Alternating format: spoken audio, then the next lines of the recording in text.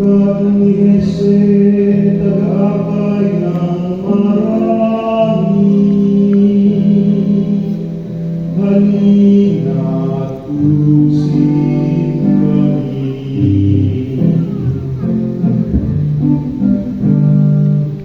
Hallelujah, Hallelujah, Hallelujah, Hallelujah, Hallelujah, Hallelujah,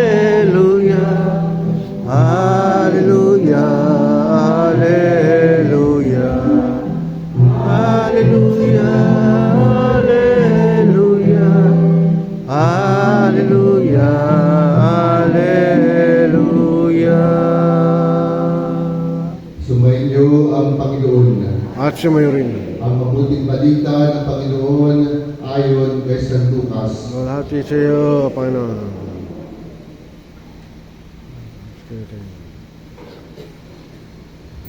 Noong si Herodes ang hari ng Judea, may isang sacerdote na ngalay Zacarias sa pangkat ni Abías, at mula rin sa lipi ni Aaron ang kanyang asawang si Elizabeth.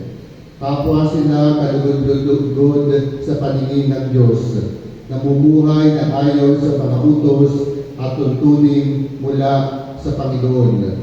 Wala silang anak sapagkat buong si Elizabeth at sila'y matanda na.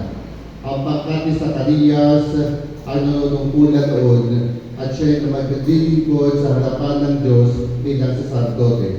Nang sila'y pagsapalaran ayon sa kaugalian ng mga saserdote, siya ang nahirang na maghandog ng kamanyang. Kaya pumasok siya sa templo ng Panginoon sa oras ng pagsusunog ng kamanyang, samantalang nagkakatipon sa labas sa mga tao at nananalangin. Walang ano-ano'y napakita sa kanya ang isang anghel ng Panginoon, nakatayo sa gawing kanan ng tambalang sunugan ng kamanyang. Kagulat sa Zacarias at sinidlan na matinding takot nang makita ang anghel. Ngunit sinabi nito sa kanya, "Huwag kang matakot, Zacarias, pinig ng Diyos ang dalangin mo. Kayo ni Elizabeth ay magkakaanak ng isang lalaki, at Juan ang ipapangalan mo sa kanya. Ikaw ay matutuwa at magiging maligaya, at marami ang magaganap sa kanyang pagsilang, sapagkat siya ay magiging dakila sa paningin ng Panginoon. Hindi siya iinom ng alak o anumang inuming nakalalasing.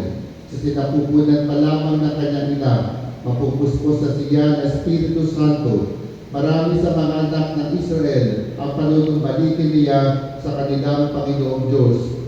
Mauuna siya sa Panginoon, taglay ang Espiritu at kapangyarihan ni Elias, upang pagkasunduin ng mga ama at mga anak, at panumbalikin sa daan ng matuwid ang mga suwail. Sa gayon, ipaghahanda niya ng isang bayan ang Panginoon."